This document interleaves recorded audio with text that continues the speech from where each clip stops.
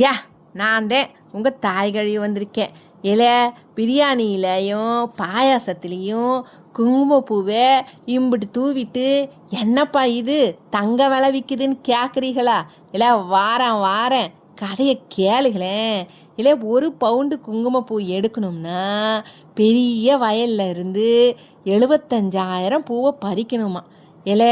அதுவும் எப்போ பறிக்கணும்னா விடிய காலையில் பனி கொட்ட வெயில் வர்றதுக்கு உள்ள கையாலேயே ஒன்று ஒன்றா பார்த்து கிள்ளணுமா.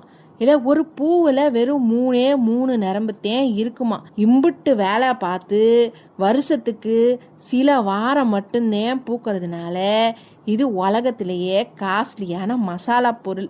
மசாலா பொருள்னு சொல்லுறத விட இது செடியில் விளையிற தங்கமப்பு.